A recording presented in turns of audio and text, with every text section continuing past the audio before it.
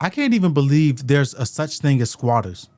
Somebody can literally just break into your home, and as long as they change the locks and print off a lease over at Staples, they're safe. You can't kick them out.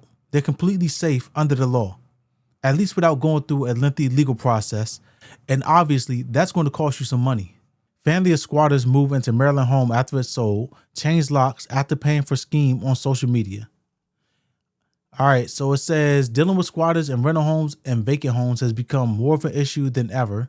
Exacerbating the issue are fraudsters on social media who are now allegedly targeting vulnerable people in need of housing, which is all of us. We're all in need of housing, and intentionally pointing them in the direction of homes that are recently unoccupied for a small fee.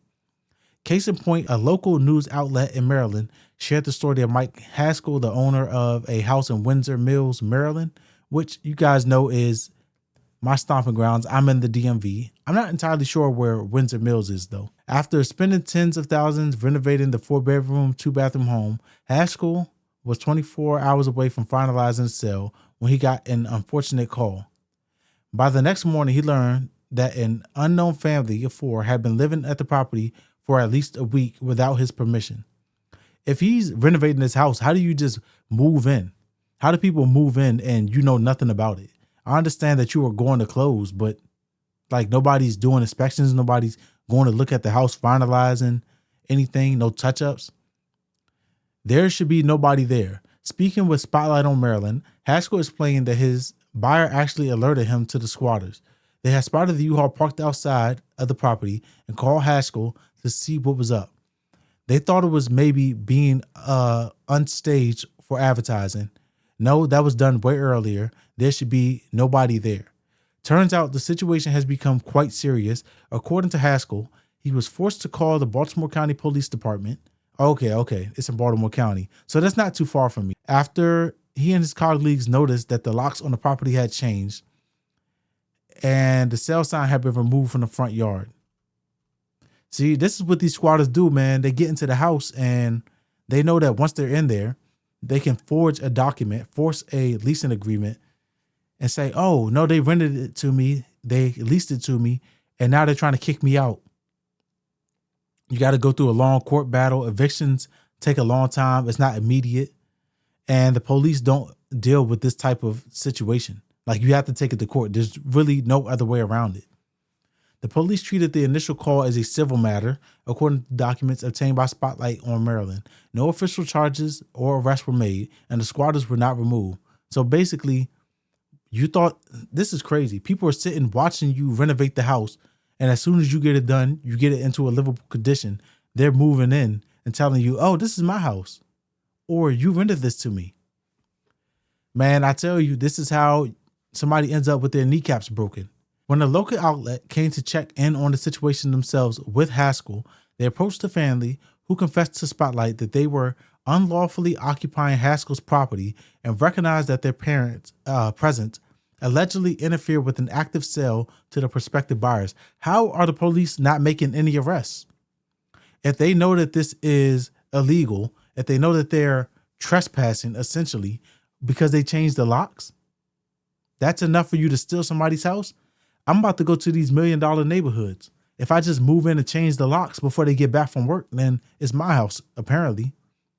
And speaking with the outlet, a man and a woman explained how they found the home through a social media advertisement offering a one-time fee of $7,500 to move into the Windsor Mill property.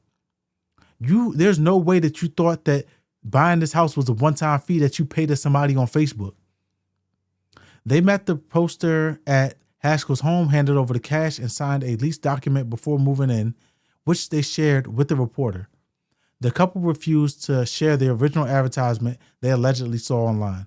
They can't share it with the police or nobody.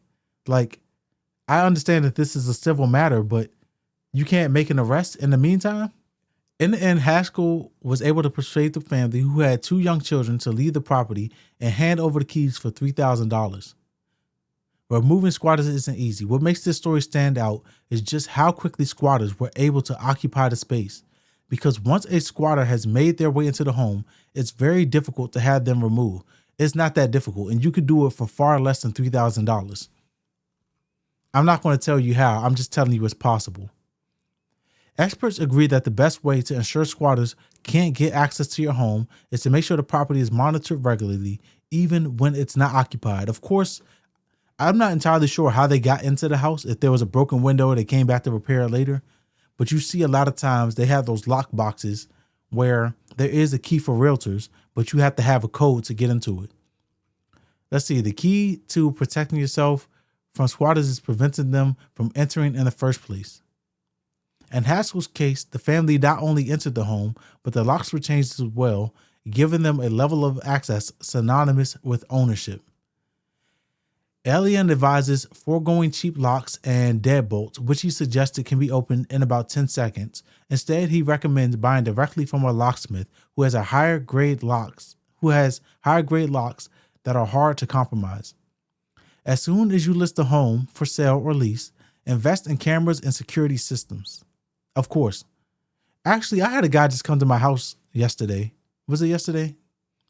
I'm sitting in my house. My Ring camera goes off. I say, hey, what's going on? He's one of those guys that's going door to door and selling Vivid, which is another security system. He says, hey, I just wanted to talk to you. I see you have a Ring camera. Do you have a security system inside your home? Why would I tell you if I have a security system inside my home? You might be casing my house. Okay, back to this article. So as soon as you get the house, buy a security system. Still, even with heightened security, squatter situations happen. Just like this instance in Maryland, the best course of action, if you find squatters on your property, is to contact local law enforcement immediately. Note that police usually can't remove squatters, but your local sheriff should be able to help you out the intruders. And if you're faced with a worst case scenario, the squatters refuse to leave, contact a qualified attorney specializing in property law to understand your rights and legal options for eviction proceedings. Every state has different squatters' rights contingencies, but no matter where you live, you should prepare yourself for a fight. It is currently more difficult to get squatters out than getting a delinquent tenant out, which also takes a long time. Evictions take months. I can tell you without a shadow of a doubt in my mind, if you're in Baltimore County and somebody is squatting in your home, it does not cost $3,000 to get them out. It costs about $500 and a trip to your local liquor store. That's what it'll cost if you want to do it the interesting way, which you shouldn't do because you're probably going to go to jail. Never mind.